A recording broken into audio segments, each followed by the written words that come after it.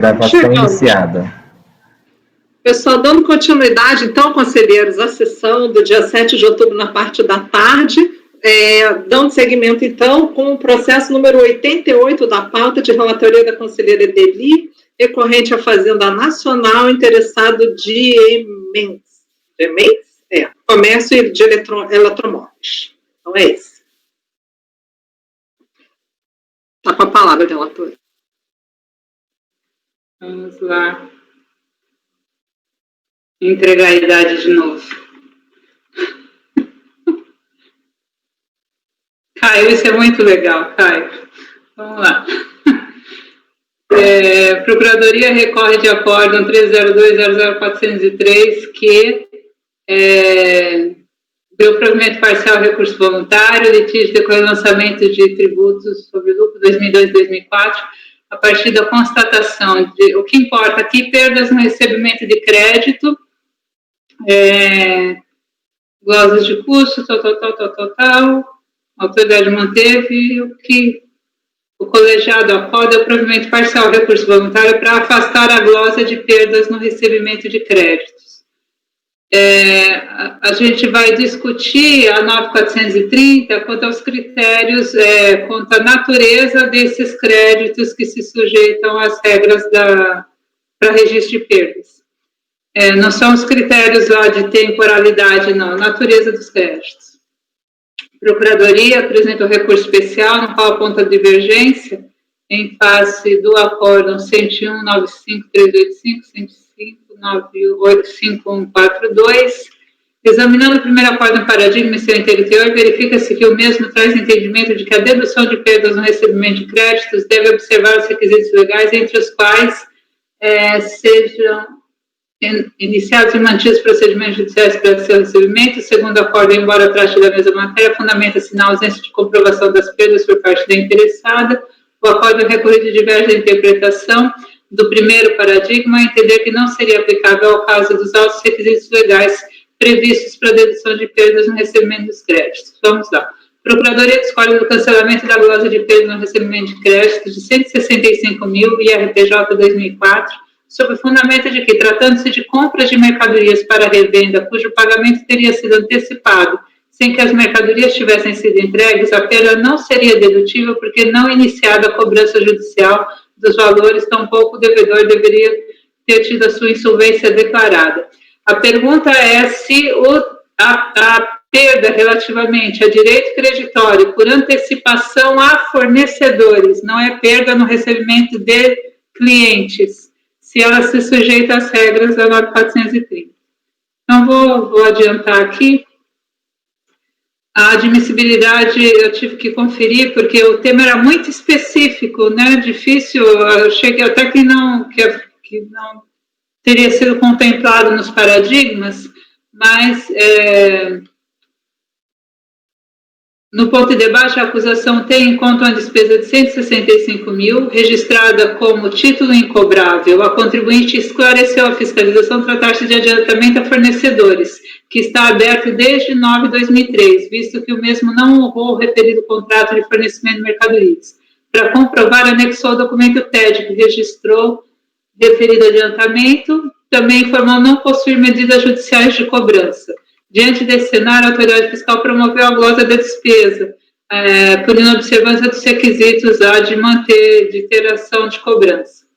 O voto vencedor do acórdão recorrido cancelou a exigência, entendendo que o artigo 9º da 9430, considerado uma interpretação histórica e teleológica, tem sua aplicação restrita a créditos decorrentes de vendas, eis que as normas ali estampadas representaram verdadeiras mudanças de critério na apropriação de perdas, que antes eram provisão para créditos de liquidação duvidosa. Observou-se, inclusive, que corroborando a tese da 9430, se cogita lá de sem garantia, com garantia, crédito garantido, vendas com reserva de domínio, alienação fiduciária. Então, essas referências indicariam que a lei só seria aplicável para direitos creditórios decorrentes de vendas. E aí traz outras considerações. Diante da circunstância específica de o crédito baixado não decorrer de venda, mas sim de um contrato de aquisição de mercadorias não entregues pelo fornecedor, o colegiado entendeu inaplicáveis as regras. e aí admitiu a perda. Nenhuma discussão nesse sentido foi travada no paradigma 101.95.385, mas no 101.95.142 está expresso lá que uma das perdas é de adiantamento de soja, que é o adiantamento aqui no caso do contribuinte de fornecedores. E nesse caso, o auditor entendeu que deveria ter sido observados os quesitos do 340 do Rio 99, que é o correspondente do nono da 9430, e por isso o colegiado lá manteve esses valores como indedutíveis. Transcreva aí os fundamentos, mas em síntese é isso. Aqui, então, conheço do recurso com base no paradigma 101.95.142, tratou indistintamente direitos creditórios de venda e adiantamento a fornecedores. Então, no mérito, vou passando para o mérito, tá, presidente?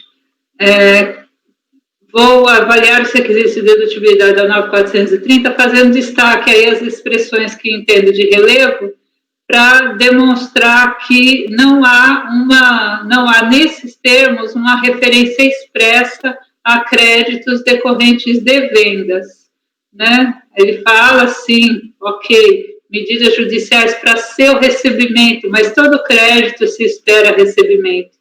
A única referência que o acordo recorrido invoca estão aqui no parágrafo 3º, vendas com reserva de domínio, alienação fiduciária em garantia ou operações com garantias reais, que são típicas de direitos creditórios em face de terceiros por operações de vendas.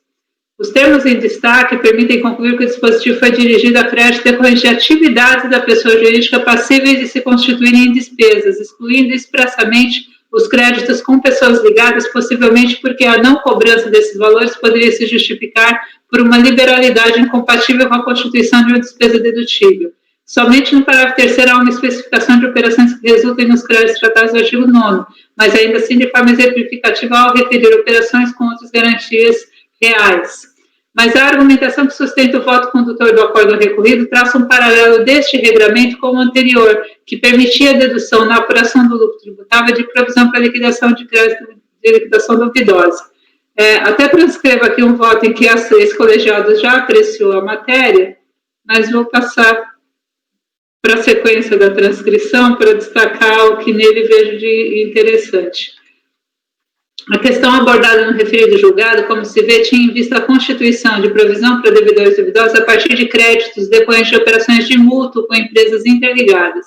Apesar de abordar a legislação distinta em circunstâncias fáticas específicas, por várias vezes é mencionado o fato de a previsão legal da referida provisão também tratar, como veio posteriormente vestido no artigo 9º da 9430, de crédito oriundo de atividade operacional da empresa. O voto vencido da ex-conselheira Cristiane Costa, ao reportar o acórdão ali recorrido, bem demonstra que o alcance dessa expressão foi motivo de extensos debates no primeiro Conselho de Contribuintes. Então, já desde a origem, havia a discussão no PDD, se ele alcançaria outros créditos, se ele poderia ser constituído em relação a outros créditos que não fossem da atividade operacional.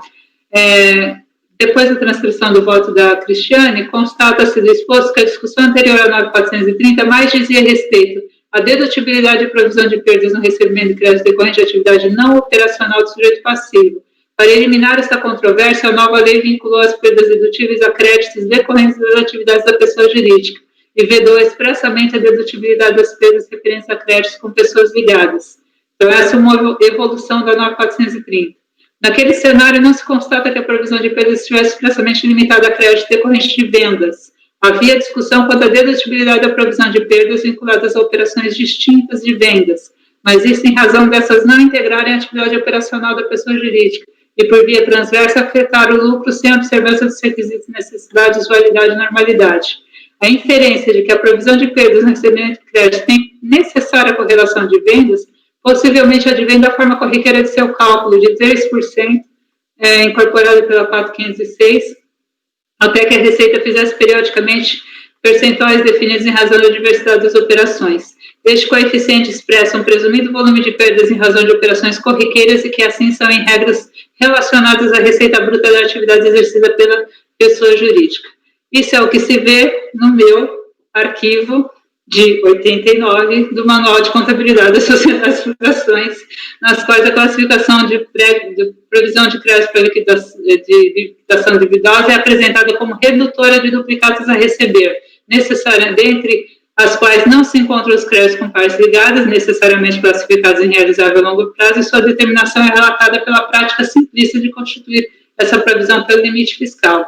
Ocorre que a mesma obra doutrinária, ao tratar de outros créditos, como aqueles decorrentes de adiantamento a fornecedores, também reporta a possibilidade de constituição de provisão, mas aí, provisão de perdas, provisão de perdas de crédito de liquidação duvidosa ou provisão de perdas, esta última por outras razões, e a primeira por perdas com não recebimento de valores a receber por inadimplência de terceiros. Embora a obra em referência não traga essa especificidade, é possível cogitar a dificuldade no cálculo da provisão de perdas naquele segundo grupo de créditos, especialmente para a determinação do percentual aplicável por não se reportar operações recorrentes e que assim permitam projeções futuras. Isso, porém, não impede que o provisionamento se justifique em razão das características específicas do caso concreto. Demonstrado que a doutrina contábil admite a provisão para crédito e liquidação duvidosa, ainda que não referente a duplicados a receber de clientes, bem como que a Lei 4.506 e a 9.430 não trouxeram essa especificação, cabe registrar ainda que a vinculação da provisão de perdas no recebimento de créditos a vendas existiu de forma efêmera na 8981. Podem ser registradas os valores referentes à provisão a crédito e liquidação duvidosa, aqui, especificamente, vendas nas operações de contas próprias, serviços prestados e operações de conta alheia. Esclareça-se, porém, que a consequência dessa determinação não seria a indedutibilidade absoluta de perdas referentes a outros créditos, mas apenas a indedutibilidade da provisão de perdas de crédito de outra natureza. Necessário seria, portanto, que a perda fosse efetiva e resultasse em despesa que observasse os demais requisitos de dedutibilidade. Assim, de todo exposto, conclui-se que a 9.430, ao eliminar a provisão de perdas e estabelecer os contornos para que os créditos, desde que decorrentes de atividade da pessoa jurídica, fossem deduzidos diretamente como perdas na apuração do lucro tributável, deixou de prever o limite mais estreito de aplicação dessas regras aos créditos oriundos de exploração da atividade econômica decorrente de vendas, que veio temporariamente na 8981, com exceção daqueles expressamente previstos no parágrafo 6º do 9 da 9.430, quais sejam os créditos com pessoas ligadas. Aqui, como visto, discute-se perda registrada em 2004, correspondente a direito de crédito constituído em 2003, em razão de adiantamento a fornecedores, acerca do qual não existe qualquer indicação que pudesse infirmá-lo como integrante da categoria de créditos decorrentes da atividade da pessoa jurídica, referida no caput do artigo 9 da 9.430, razão pela qual deve prevalecer o entendimento assim expresso no voto vencido do acórdão recorrido que refutou as alegações deduzidas pela contribuinte em recurso voluntário quanto à inexistência de ações para a dedução de crédito superior a R$30 mil.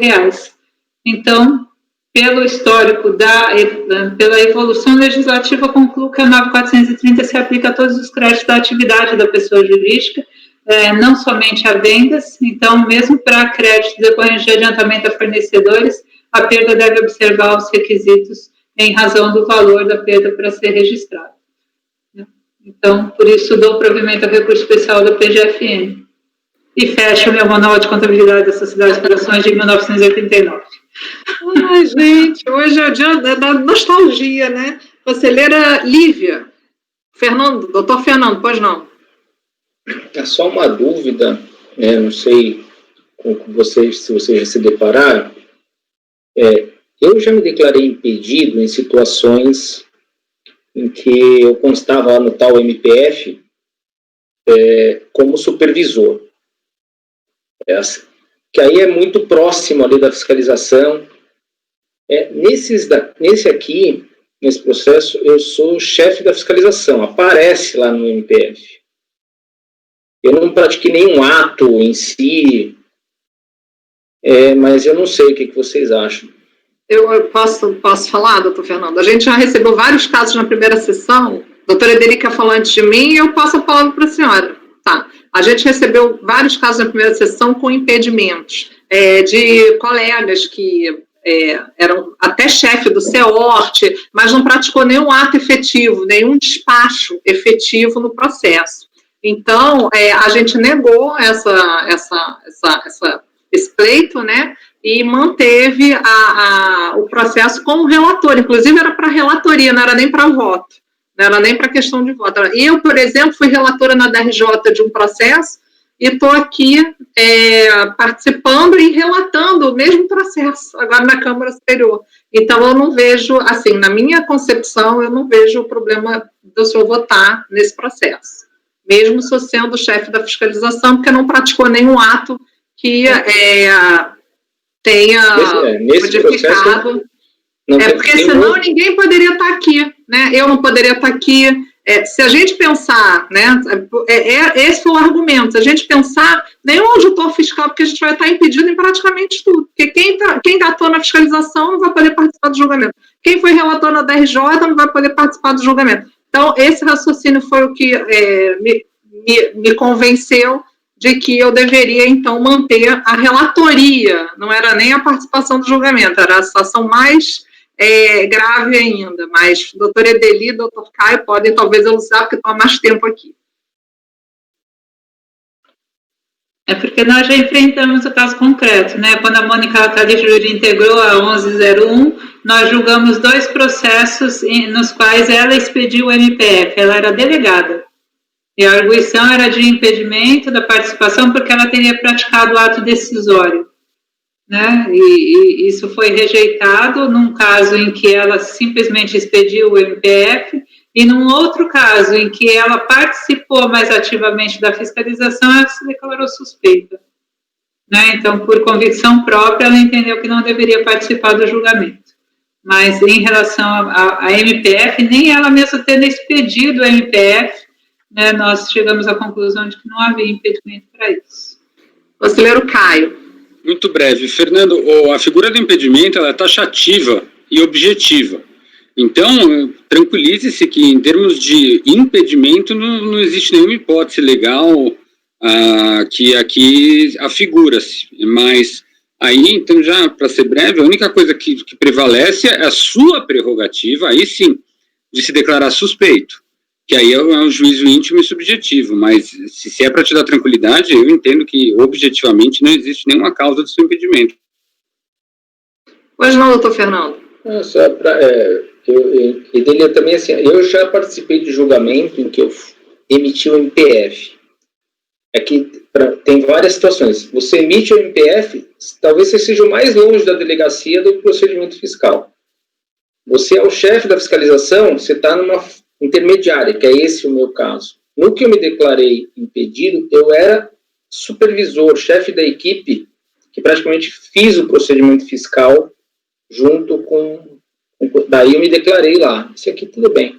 Tem um do Caio que eu vou ter que me declarar impedido, que eu inclusive lavrei termos. Aí eu também não vou... né? Mas nesse aqui tudo bem, tranquilo. Obrigado pelo apoio. Conselheira Lívia, então, voltando.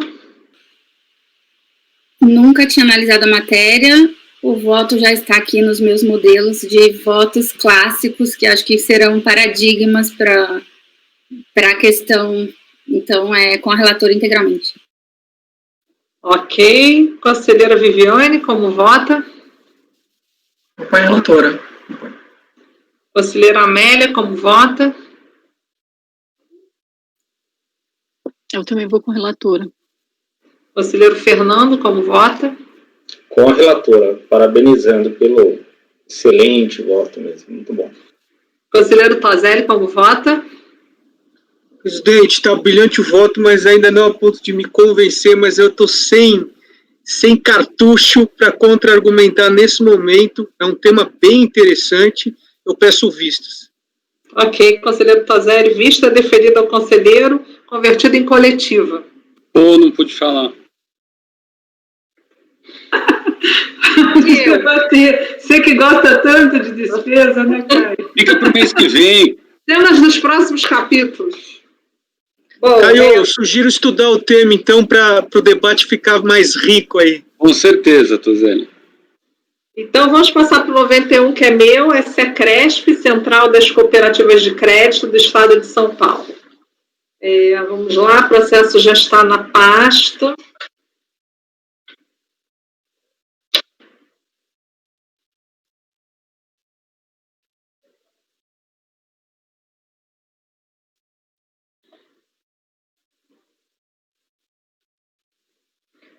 Trata-se de apreciar recursos especiais interpostos pela PGFN pelo contribuinte, SECRESP, contra o acórdão 1802000028, proferido pela, então, segunda turma especial da primeira sessão do CARF, 27 de maio de 2009, que, por maioria de votos, deu parcial provimento ao recurso voluntário.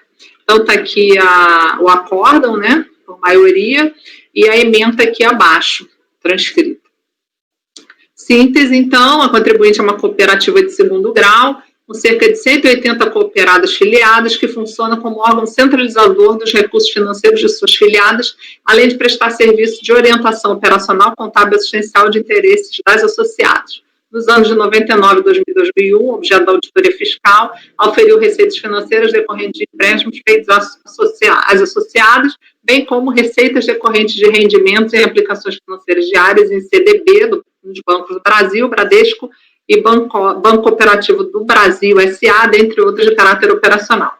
Nesses períodos, a contribuinte não recolheu CSLL por entender que as receitas provenientes de atos cooperativos e de aplicações financeiras nas demais instituições não gerariam base de cálculo, por terem objetivo mais social do que econômico. A auditoria fiscal promoveu o lançamento da CSLL por considerar que há legislação específica que desonera os resultados com atos cooperados do IRPJ, mas não da CSLL, fazendo-a incidir sobre todo o resultado da cooperativa. Apresentada a impugnação, a DRJ manteve o lançamento.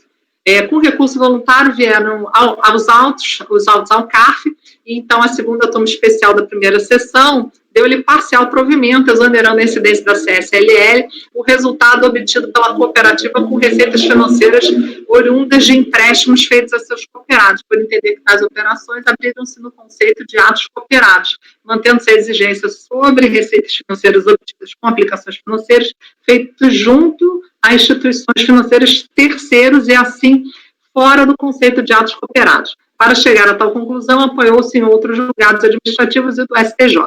Contra a decisão, a PGFN manejou embargos rejeitados pelo despacho de folhas 262 e 263. A PGFN foi intimada do despacho que rejeitou os aclaratórios e apresentou recurso especial e no apelo invoca divergência de interpretação da legislação tributária em relação à incidência da CSLL sobre o resultado positivo obtido pelas sociedades cooperativas nas operações realizadas com associados, os chamados atos cooperados. Indica como paradigma o 105.13.823. Ao detalhar os fundamentos para a reforma do acórdão, afirma que a incidência da CSL sobre as chamadas sobras das cooperativas decorre da própria Lei 7.089/88 e Lei das Cooperativas 5.764 de 61, que apenas afasta a exigência de imposto sobre a renda oferida com atos cooperados. Discorre longamente a respeito do conceito de sobra e sua equiparação com lucro obtido pelas demais pessoas jurídicas, formas de escrituração e registro. Registra que a base de cálculo da CSLL e do imposto de renda não são em nada semelhantes. Inclusive, era cabível, antes da edição da Lei 9.316/96, abater da base de cálculo do imposto o valor relativo à contribuição. Diz que a interpretação decorre da própria norma instituidora da CSLL, no sentido de que a contribuição social incide sobre o resultado positivo do exercício auferido pelas cooperativas, foi confirmada nos artigos 15 e 23 da 8212 de 91, que determina expressamente ser a cooperativa sujeito passivo da contribuição social sobre o lucro na forma prescrita pela Lei 7.089 de 88. Faz remissão à Constituição Federal, estabelece ser de responsabilidade de toda a sociedade contribuir com a Seguridade Social, pois a Constituição Federal não garante às sociedades cooperativas qualquer imunidade ou isenção ampla e restrita e irrevogável de todos os tributos, apenas determinando que o cooperativismo seja estimulado pela lei e que o ato cooperativo tenha adequado tratamento. Requer, ao fim, seja dado provimento ao recurso para reformar o recorrido e restabelecer a exigência exonerada. Recurso especial teve seguimento nos termos do despacho de exame de admissibilidade, folhas 264 e 267. Cientificado, o sujeito passivo apresentou contrarrazões, em preliminares aponta irregularidade no conhecimento, porque, segundo alega, o paradigma deduziu tese superada pela Câmara Superior, em razão do que estabelece a súmula CARF 83, publicada antes da propositura do recurso especial, e, no mérito, reproduz as alegações de defesa suscitadas contra o lançamento em peças de defesas pretéritas. A interessada também apresentou o recurso especial, invocando divergência jurisprudencial em relação à tese de que as receitas financeiras obtidas junto a aplicações feitas em instituições financeiras submetem-se à incidência da CSLL, por ser considerado ato não cooperativo, indica como paradigma 105.17.222. No mérito, afirma que, por se tratar de cooperativa de crédito, que tem por objeto prestar assistência financeira a seus associados, fomentando a circulação creditícia por meio da captação de recursos e realização de empréstimos a seus associados, necessita realizar aplicações financeiras em outras instituições como escopo para atender seu estatuto. Assim, as receitas financeiras obtidas com tais aplicações estariam dentro do seu objetivo social, de forma que não poderiam se submeter à incidência da CSLL. Nesse mesmo sentido... Oi? Caiu. Não, Amélia e Tosélio. Amélia... Tá voltando. Tá voltando a Amélia. Obrigada, Edeli.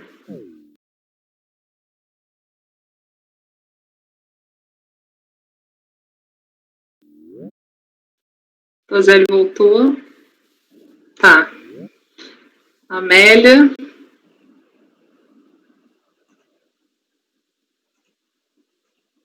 Agora voltou. Tudo bem, gente? Vou continuar, tá? Então, no mérito, afirma que, por se tratar de cooperativa de crédito que tem por objeto prestar assistência financeira a seus associados, fomentando a circulação creditícia por meio de captação de recursos e realização de empréstimos a seus associados, necessita realizar aplicações financeiras em outras instituições como escopo de atender ao seu estatuto. Assim, as receitas financeiras obtidas com tais aplicações estariam dentro do seu objetivo social, de forma que não poderiam se submeter à incidência da CSLL. Nesse mesmo sentido, teria decidido o STJ em decisão que reproduz, né, o recurso. Pede ao final, pelo conhecimento e provimento do apelo e consequente reforma da decisão de piso apenas na parte reclamada. O despacho de exame de admissibilidade, folhas 477 e 480, deu seguimento ao apelo. Intimada, a PGFN opôs contra razões, em que, em apertado resumo, apresenta razões já expedidas no recurso especial para a manutenção da exigência da CSLL sobre todo resultado positivo ou sobras auferidas pela cooperativa, seja em atos considerados cooperativos, seja em atos não cooperativos, e pede ao final pelo não provimento do recurso da interessada, é o relatório. Então, aqui, ambos os recursos são tempestivos, a PGFN foi intimada do despacho que rejeitou os embargos de declaração, então está dentro do prazo. A cooperativa foi cientificada do acordo 1802, recurso especial do despacho, né, também resta confirmada a tempestividade. Então, no conhecimento da Fazenda, a interessada discorda do recurso especial da Fazenda por entender que a tese apregoada no paradigma indicado encontra-se superada pela Câmara Superior em razão do teor da súmula CARF 83, publicada em 2010, portanto, antes da propositura do apelo 2013. Mas não há previsão regimental específica no sentido de que não se deve admitir paradigma cuja tese se encontre superada por súmula do CARF. O regimento interno do CARF dispõe que a reforma de um paradigma se dá quando a Câmara Superior, instada a se pronunciar sobre aquele julgado específico, deduz entendimento na direção oposta da tese nele adotada. Nessas condições, não se verifica reforma do paradigma apresentado pela PGFN. Contudo, há outro dispositivo regimental que impede a admissão de paradigma que, na data da análise, contraria súmula. Quanto a este pressuposto, pode-se dizer que, na data da interposição do recurso especial, ainda não havia sido editada a súmula 83, publicada em 2012, de forma que o despacho do exame de admissibilidade expedido em 2 de janeiro não errou ao admitir o paradigma. Todavia, também é certo que na esfera da Câmara Superior do CARF vigora a sistemática do duplo juízo de admissibilidade, o que significa dizer que o juízo de admissibilidade do recurso tem 2 momentos. O juízo a qual, quando o presidente de Câmara, em análise prévia, apenas do preenchimento dos requisitos extrínsecos, admite ou não o recurso, e no ad quem, quando do seu julgamento do apelo pela Câmara Superior, verifica-se preliminarmente se o recurso deve ser conhecido. Nesse passo, quanto a esse pressuposto, o paradigma deve ser rejeitado. Com efeito, este é o teor da súmula 83. O resultado positivo obtido pelas sociedades cooperativas nas operações realizadas com seus cooperados não integra a base de cálculo da CSLL, mesmo antes da vigência do 39. Por outro lado, o paradigma indicado pela PGFN tem a seguinte ementa, é o 105.3823. O resultado positivo obtido pelas sociedades cooperativas nas operações realizadas com associados, os chamados atos cooperados, integra a base de cálculo da contribuição, exegese do 111, 5764/71 e lei 7689 de 88. Certo é que o paradigma veicula concepção contrária àquela erigida na referida súmula, de modo que, neste exame de admissibilidade, entendo que o paradigma deve ser rejeitado. Como só há um paradigma apresentado para essa matéria, eu voto no sentido de não conhecer o recurso especial da PGFN. Aí, no caso do sujeito passivo, a PGFN não apresentou razões contra o conhecimento do interessado. Então, analisando o despacho de admissibilidade, folhas 477 e 487, eu ratifiquei os termos e conheci do recurso do contribuinte. Eu posso passar ao mérito ou vocês têm alguma observação? Eu até tenho uma observação, que é a técnica da Viviane, né? Que a gente não precisa olhar para o paradigma quando o recorrido já aplicou entendimento de súmula, e a gente já não conhece pelo parágrafo 3º. Tá. Mas é não conhecimento, de qualquer forma. Tá, tudo bem. Viviane, pode falar. Eu estava olhando já o recurso do contribuinte. Mas o problema é que desculpa, Viviane, te interrompi. Pode falar, desculpa. Não, mas é porque a decisão está no mesmo sentido da súmula, não é isso? Exatamente. Aí encaixa no parágrafo 3º. Né? É isso. Tá. É porque, eu não sei, é porque eu estava vinculada de que o paradigma estava contra a súmula e não a questão do recorrido. Eu me filiei na situação do paradigma. Fala, Edeli. As duas situações estão presentes, é só que por uma questão de prática, como você não precisa nem olhar para o paradigma, se você já vê que a decisão... Entendi. Não, eu concordo. Vou adotar. Pode falar, Viviane. Não, é porque aí tem a questão do parágrafo 12, né, que eu não entendo que não pode... Não, é o terceiro, já liquida... Aí seria pelas conclusões, assim... Não, eu vou adotar o parágrafo 3º, eu vou adotar. É que eu estava muito vinculada ao paradigma, mas eu compreendo. Vou botar o parágrafo 3º do 67, tá? Eu já tenho até um padrãozinho, vou em frente. Então, eu passo para o mérito? Tá. O mérito do litígio centra-se na seguinte discussão. Se as receitas de aplicações financeiras feitas em instituições terceirizadas obtidas pela cooperativa de crédito classificam-se como atos cooperados e, assim, não sujeitos à tributação, ao contrário, seriam atos não cooperados sujeitos à incidência da CSLL. Enquanto essa discussão, esta primeira turma da Câmara Superior enquanto essa discussão, a primeira turma já fixou o sólido entendimento no sentido de que as receitas de aplicações financeiras obtidas pelas cooperativas de crédito, ainda que aplicações feitas com instituições não cooperadas, constituem ato cooperativo e não se sujeitam às regras nem do IRPJ nem da CSLL. Aí eu transcrevo aqui o acórdão do Dr. André, 9101-003984, que traz o 9101 também do relatoria do Demetrios 4338, e também o acordo 9101, também da conselheira Lívia, proferido aqui no processo de final de 2002-90, que por se tratar de casos que exigiu da mesma entidade RPJ sobre receitas auferidas em aplicações financeiras não cooperados, em relação aos mesmos fatos geradores, cujo feito foi julgado pelo mesmo colegiado de piso, tomo como fundamento as razões de decidir. Então, aqui eu trago as razões, né, trago aqui no mérito, definir-se os resultados, né, só podem ser considerados como atos do IRPJ, aí trago aqui, transcrevo, e,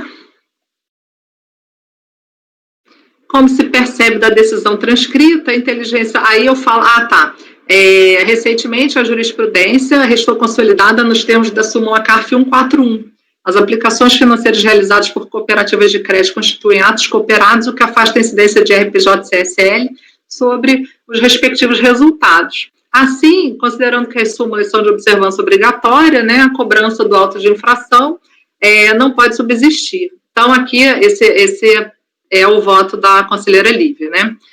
Como se percebe da decisão transcrita, a inteligência da súmula 141 aplica-se nos casos de lançamentos para exigência de RPJ e CSLL. Tratando-se o presente lançamento de CSLL, deve ser aplicado, então, a súmula 141. Então, nesse sentido, conselheiros, eu voto por conhecer, né, no caso do contribuinte, eu conheço e dou provimento ao especial e exonero a contribuição. Da fazenda, eu não conheço e, portanto, nada falei.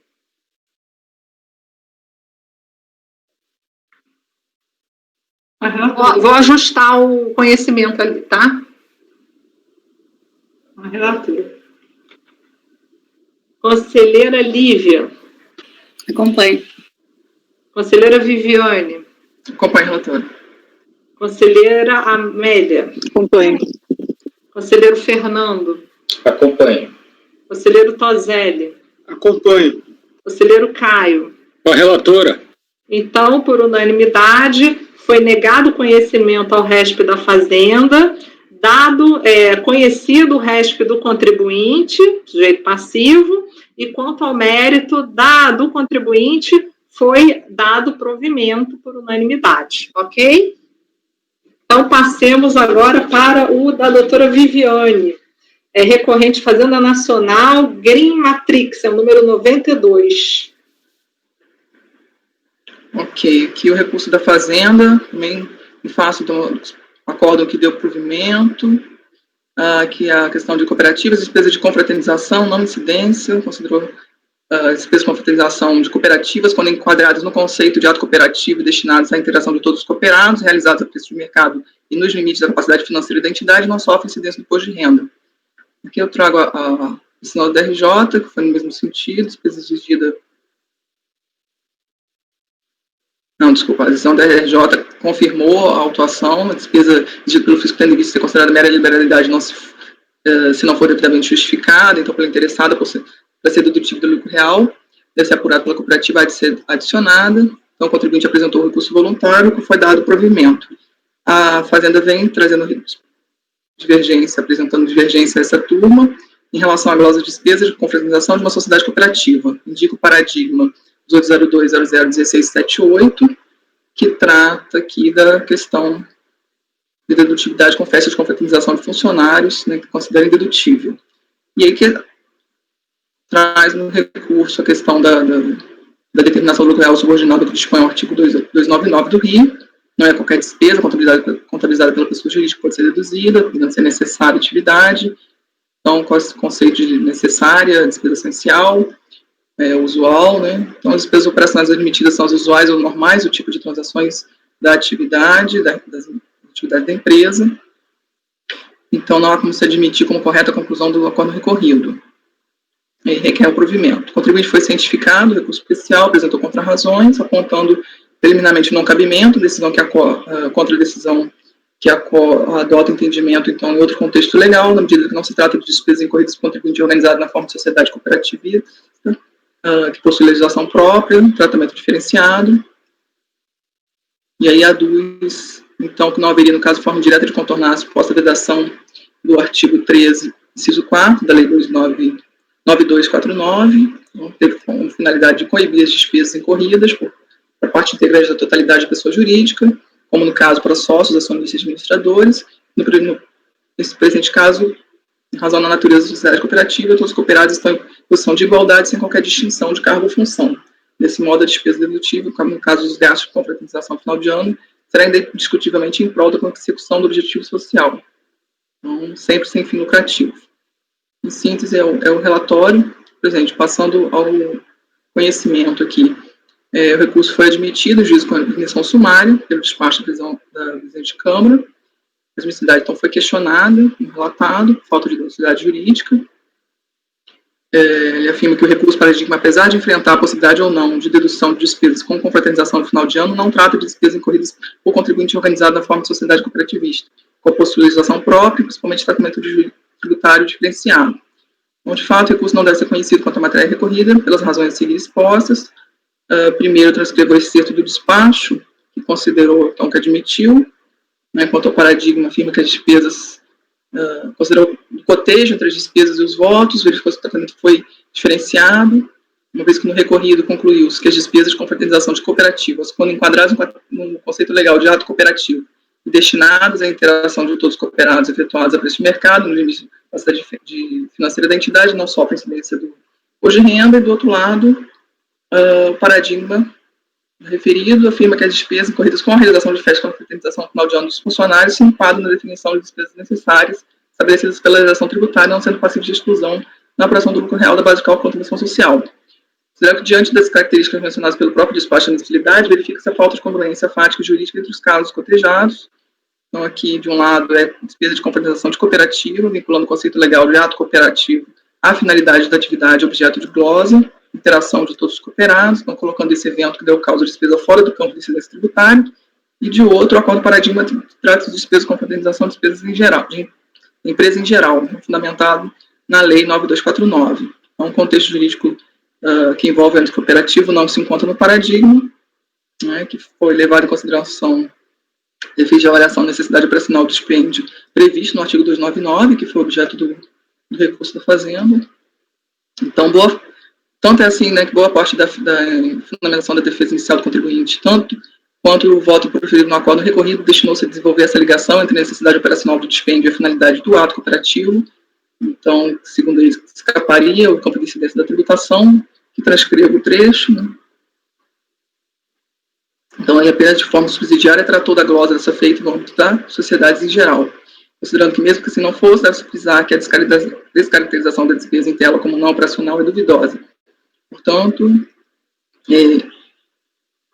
do voto, como festas, expedientes como festas de confraternização são essenciais para a integração dos trabalhadores cooperados. Do voto recorrido, então, se extrai a questão discutida nos autos, sim, aos gastos incorridos em FES, que se configura como sociedade cooperativa. Então, as normas de tributação das cooperativas estão dispostas nos artigos 8.2 seguintes do RIO, então, como regra geral, não incidência do imposto por espécie. Então, portanto, as hipóteses de incidência tributária ocorrem por exclusão, ou seja, quando a sociedade cooperativa pratica atos estranhos à sua finalidade, podem ser encontrados no artigo 8.3. Então, traça a análise aqui exatamente, especificamente em relação à cooperativa e atos cooperados, né, de acordo com a Lei 5764, que define. Então, enfim, após mencionar todos os artigos de lei específicos das cooperativas, né, o artigo 8283 do RIO e o 79 da 5764, completamente estranhos à empresa em geral, conclui o raciocínio ressaltando como objeto da não incidência justamente as relações entre entidades e seus associados, na medida que não tenham por finalidade consecução dos objetivos sociais. E mais um trecho tão conclusivo, né, que fala da não incidência, nos termos, conforme decidido, já cita a jurisprudência da Câmara Superior.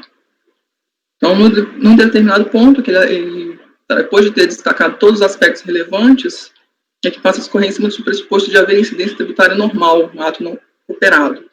Nesse passo, claramente tratou-se apenas de um reforço ao fundamento principal de não incidência de atos cooperativos, onde se vale de critérios outros extraídos da jurisprudência para casos aplicáveis às empresas em geral, no sentido de comprovar também a necessidade através da demonstração de que elas se destinam a todos os associados. Então, traz aqui, transcrevi os trechos do voto para ficar bem clara essa análise. Ora, se o raciocínio se aplica às empresas, parece razoável que possam emprestar-se maiores dificuldades para as sociedades cooperativas, haja vista a própria natureza das entidades, nas quais a interação com os associados representa a essência do ato cooperativo, conforme definido em lei.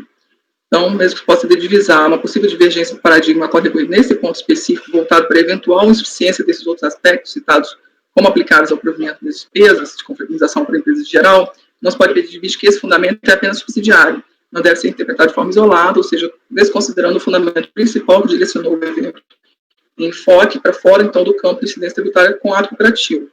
Do outro lado, o fundamento relevante utilizado no paradigma para negar o provimento do recurso passou ao lado do tratamento do ato cooperativo, dando respeito apenas às restrições legais do caráter geral da Lei 9249, artigo 13, estipulou os limites restritivos, que falam em sócios, acionistas e administradores.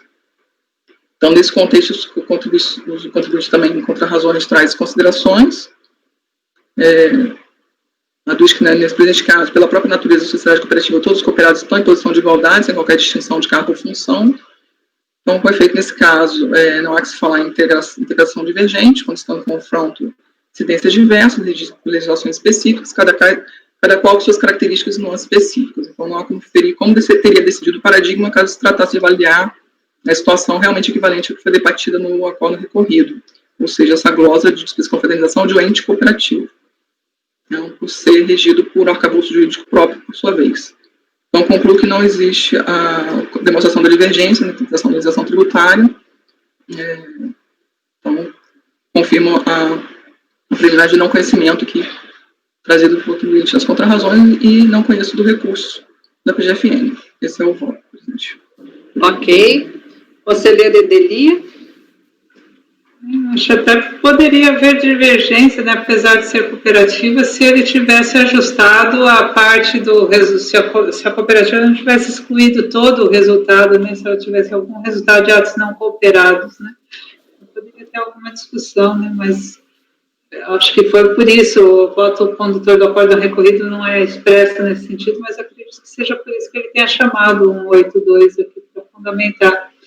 E aí estamos em planos normativos diferentes com a relatora. Ok. Conselheira Lívia, como vota? Acompanha a relatora. Achei muito estranho falar de glória, despesa, cooperativa, até entender o que estava acontecendo. Acompanho. Ok. Conselheira Amélia, como vota? Acompanha a relatora. Conselheiro Fernando? Com a relatora, presidente. Conselheiro Toselli? Acompanho. Conselheiro Caio? Com a relatora. Eu também, então vamos por negado conhecimento por unanimidade, e aí passaremos então para o número 96, de relatoria do conselheiro Toselli, é o Odebrecht e interessado Fazenda Nacional, 96. Depois, doutor Toselli, vamos para o 97, tá?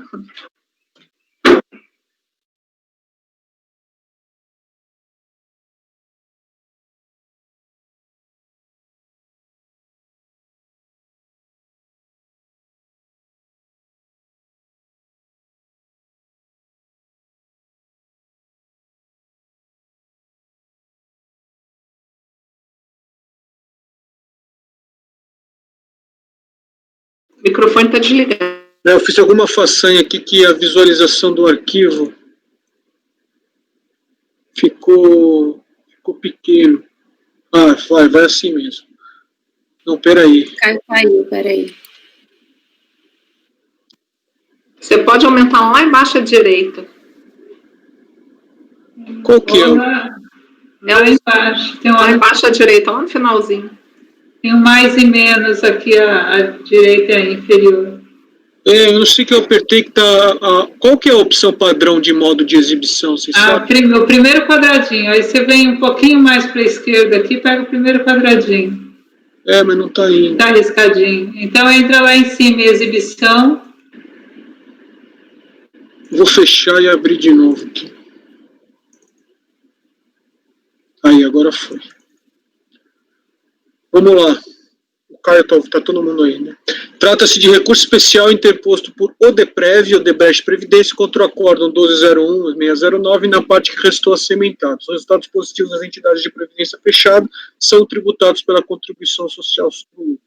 Certificado dessa decisão, o contribuinte recorre a essa Câmara Superior, alegando existir divergência jurisprudencial entre o acordo recorrido e o acórdão tal e tal, os quais foram respectivamente assim ementados. Aqui é questão puramente de direito. Se as entidades de previdência complementar fechada, o superávit dela, o resultado positivo, se está ou não no campo de incidência da contribuição social sobre o lucro líquido. Então, aqui, presidente, esse é o resumo do caso. O conhecimento, para mim, está claro, porque é muito simples de ver que o precedente, o acordo recorrido entendeu que está no campo de incidência, o precedente achou que não. Aqui, eu fui pesquisar porque eu achei que era um assunto que eu tinha na cabeça que o Supremo já tinha julgado, mas não. Existe um tema com repercussão geral já reconhecida, mas está pendente de julgamento. Então, conheci nos termos do despacho, e o mérito, a controvérsia diz respeito à incidência ou não de CSLL sobre o resultado positivo apurado pela recorrente, entidade de previdência fechada, nos anos calendário de 99 a 2001. Aqui é só para, eu fiz só onde que está, qual que é o RE que está com repercussão geral já reconhecida, e aí vou apresentar minhas razões de direito. A previdência privada complementar foi prevista na Constituição como uma forma facultativa de custear e usufruir benefícios previdenciários e cuja regulamentação passou a ser de competência de lei complementar nos termos do 202. Até o advento da Lei Complementar 109, editada justamente para regulamentar esse regime previdenciário especial, a matéria estava disposta na Lei 6435 de 77, lei esta que foi revogada pela Lei Complementar 191, mas aplica-se ao presente caso por envolver fatos geradores até 2001. De acordo com a Lei 6437, entidades de previdência privada são as que têm por objeto instituir planos privados de concessão de pecúlios ou de rendas de benefícios complementares ao da Previdência Social, mediante contribuição de seus participantes, respectivos empregadores, que são os patrocinadores, ou de ambos. Para os efeitos desta lei, considera-se participante ou associado segurado ou beneficiário incluído nos planos.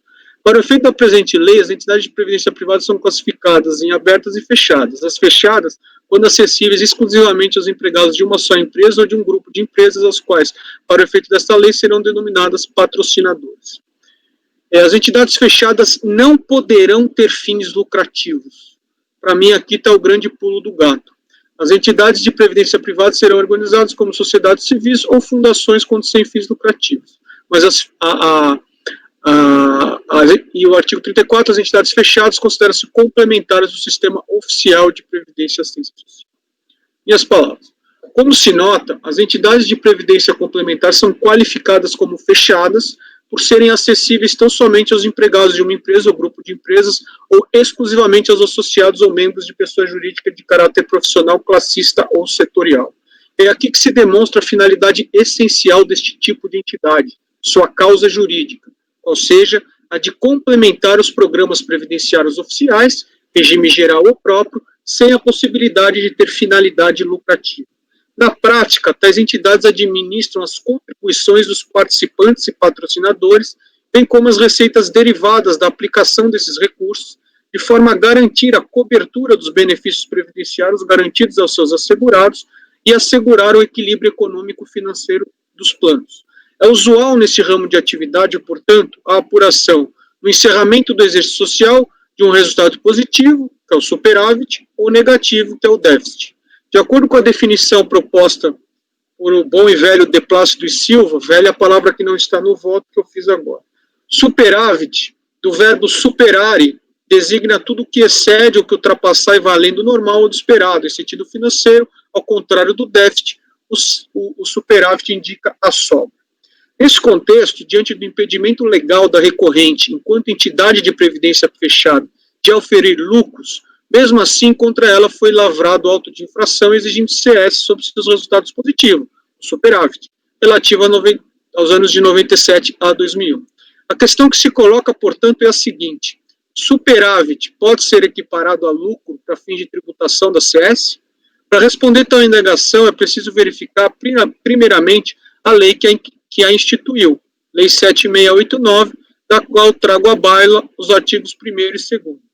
Primeiro, fica instituída a CS. Segundo, a base de cálculo da CS é o valor do resultado do exercício antes da provisão para o IR. Para efeito do disposto nesse artigo, será considerado o resultado do período base encerrado em 31 de dezembro. Que resultado? O resultado apurado com observância da legislação comercial com as adições previstas na lei fiscal. Então, da leitura desse dispositivo, nota-se que a base de cálculo da contribuição social deve corresponder ao resultado do período apurado com base na legislação comercial, ou seja, o lucro líquido, ajustado pelas adições, exclusões ou compensações previstas na lei tributária. A legislação comercial referida pela lei da CS, conceito por remissão, portanto, remete o aplicador do direito à lei 64, a lei das SA. Lei esta que, em apertada síntese, prescreve a forma da apuração do lucro societário ou lucro contábil e sua respectiva destinação aos acionistas, os investidores da entidade. O artigo 2º da lei das SA, abaixo transcrito, aliás, indica que os destinatários da norma são as empresas que têm por finalidade oferir lucros a partir de atividades mercantis ou atos de comércio, lucros esses que têm por objetivo, em última instância, a remunerar os acionistas da entidade. E aqui eu cito para o artigo 2º. Valendo-se novamente das lições de De Plácido e Silva, no sentido técnico do comércio, lucro restringe-se ao resultado pecuniário obtido nos negócios. Significa a diferença entre o capital empregado e aquilo que ele produziu dentro de certo tempo. Os lucros são, pois, os frutos produzidos pelo capital investido nos diversos negócios. Nessa linha de raciocínio, e confrontando as definições dos conceitos jurídicos de superávit e lucro, nota-se que o fato gerador da CSL, ao ferir lucro fiscal, decorre do exercício da atividade empresarial que tenha por objeto o fim social a própria obtenção de lucro. Atividade esta que resta incompatível com o regime jurídico de uma entidade de previdência privada complementar fechada, afinal sua finalidade social é de interesse público, sendo os resultados por elas auferidos mera atividade e meio para assegurar benefícios previdenciários em caráter complementar ao Estado, esta sim sua atividade fim. A legislação comercial não atinge ou vincula a recorrente justamente porque ela não possui finalidade lucrativa, muito menos pratica atos empresariais como forma de produzir frutos aos seus sócios ou administradores. Diferentemente das pessoas jurídicas em geral, que atuam no mercado como uma visão, digamos assim, capitalista, no modelo legal aplicável às entidades fechadas de previdência complementar, eventual resultado positivo é secundário e ainda assim será revertido ao próprio plano de benefício e não à entidade propriamente dita. Tanto é assim que o legislador complementar, com o objetivo de assegurar o equilíbrio econômico-financeiro dos planos previdenciários complementares e, consequentemente, proporcionar o máximo de segurança aos segurados, previu uma destinação específica dos resultados percebidos. E aqui eu cito o artigo 20. Também o peculiar tratamento contábil para a criação de vários tipos de reserva, técnicas, matemáticas, provisões de fundos, reforça ainda mais a convicção da total dessemelhança entre superávit e lucro, conceitos esses que não poderiam ter sido confundidos. A natureza não lucrativa das entidades fechadas de previdência tem um condão de, por si só, afastar essa espécie de entidade da sujeição passiva da CS, bem como coloca seus resultados no campo da não incidência dessa exação. E nem se diga que o fato de existir superveniência de lei que reconheceu essa não tributação por meio de isenção a partir do ano de 2002 implicaria per se na tributação dos resultados positivos auferidos em anos anteriores, simplesmente porque, em sentido técnico-jurídico, de isenção não se trata. Repita-se aqui, estamos diante de uma hipótese de não incidência, situação jurídica esta já suficiente para impedir a tributação ora pretendida, independentemente da existência ou não de norma expressa. Conclusão. Diante do exposto, eu conheço do recurso especial e, no mérito, eu dou-lhe provimento, é como voto, presidente. Ok. Conselheira Ideli, quando estiver preparada, já está com a palavra.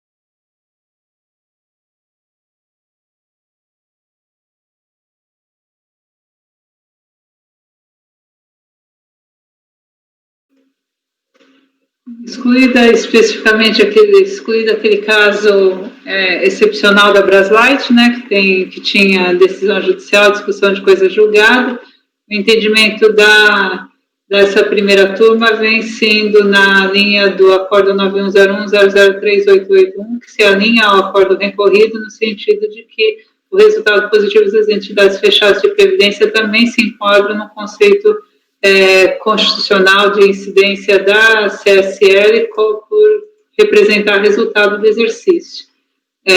Me parece que é só essa a divergência, né? Então, mantenho o acórdão recorrido, nega o provimento ao recurso do contribuinte, aplicando o entendimento majoritário dessa turma. Esse acórdão é de novembro de 2018, acredito que não tenha tido reversão de entendimento, exceto aquela decisão diferenciada no caso da Braslight por conta do alcance da coisa julgada. É específico. Eu estou com a CSL e foi tirado de pauta. Mas lá tinha coisa julgada, né? Tinha questão da decisão judicial. Então, abre divergência. Conselheira Lívia, como voto? Estava resgatando aqui também. Esse também foi qualidade. Essa matéria não é nova, né? Aliás, há muito sendo debatida. Deixa eu só abrir aqui o arquivo. Ela era julgada a favor do contribuinte em 2011, 2014 virou maioria, 2017 virou por qualidade, passou a ser decidida, e a partir daí é decidida por qualidade contrária ao contribuinte. Eu participei de um dos julgamentos em 2017 e fui voto vencido, mantenho o posicionamento, tendo que superávit é diferente de lucro, enfim, não há que se confundir, e parabenizo o relator pelo voto, também mantenho minha posição. Então, com o relator. Ok, conselheiro Viviane, como vota? Com divergência, na linha do precedente dessa turma, divergência. Ok, conselheira Amélia? Acompanho o relator. Conselheiro Fernando? Presidente, eu já votei algumas vezes nessa matéria. Eu vou ler uma ementa aqui, é bem curtinha, mas é bem oportuno. Entidades fechadas de previdência privada, imunidade, capacidade contributiva, bitributação, princípios da isonomia e da progressividade. O patrimônio das entidades fechadas da previdência privada compõe-se de valores provenientes das contribuições de seus participantes, dotações próprias de entidade própria, aporte do patrocinador, enfim. Mesmo que não possuam fins lucrativos, é cabível a incidência do imposto de renda e da contribuição social sobre o lucro, pois na sua atividade captam e administram os recursos destinados a pagamento dos benefícios de seus associados. Isso aqui é transcrito numa decisão RE, recurso extraordinário 612686, de relatoria do ministro Luiz Fux. Esse processo, depois que eles acabaram reconhecendo a repercussão geral ali nos embargos, mas o posicionamento que teve, né, os contribuintes vinham perdendo no judiciário em todas as instâncias, inclusive esse precedente que eu chamo a atenção aí do STF, e por isso eu vou manter a coerência com meus votos e com esse precedente que eu citei no meu acórdão, é 1402-001-476, então eu também vou votar com a divergência.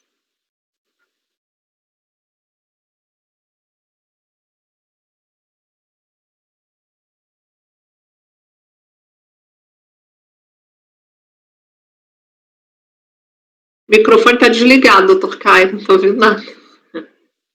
Perdão, eu acompanho o doutor Toselli e... Desculpa, é que o doutor Toselli pediu a palavra. Deixa só o doutor Caio, eu passo já para o senhor, doutor Toselli. Pode continuar, doutor Caio. Obrigado, presidente. Não, eu acompanho o relator e, na mesma oportunidade, que eu cumprimento por um voto bastante erudito. Ok. Pode falar, conselheiro Toselli. É só um adendo que esse outro RE, que é o 612.686, de uma primeira lance de olhar, o que dá a entender lá é que já há uma primeira manifestação no sentido de que, por não ter finalidade lucrativa, a tendência é afastar a tributação. Você quer falar? O senhor quer falar de novo, conselheiro? O senhor levantou a mão de novo? Não? Tá. Falha nossa, presidente, me desculpa aqui. Tá bom. Eu voto com a divergência, então ficamos conhecido por unanimidade o recurso e por determinação legal 19E da Lei 13.988, foi negado o provimento, vencidos Edeli, Viviane, Fernando e Andréia. Alguém quer fazer declaração de voto? Eu posso fazer. Porque Eu como faço, eu já presidente. Eu Pode já fazer, Fernando? Tenho um voto a esse respeito. Ótimo, tá ótimo. Dever Fernando. Então, Viviane, pode falar. A gente pode repetir o resultado, que eu acho que você falou negar. Conhecido por unanimidade, por determinação legal do 19E quanto ao mérito, foi negado provimento ao recurso. Não, desculpa, dado provimento ao recurso, vencidos Edeli, Viviane, Fernando e eu, Andréia, que negavam o provimento. E dever Fernando. Registra a declaração de voto para mim também, eu vou colocar esse histórico.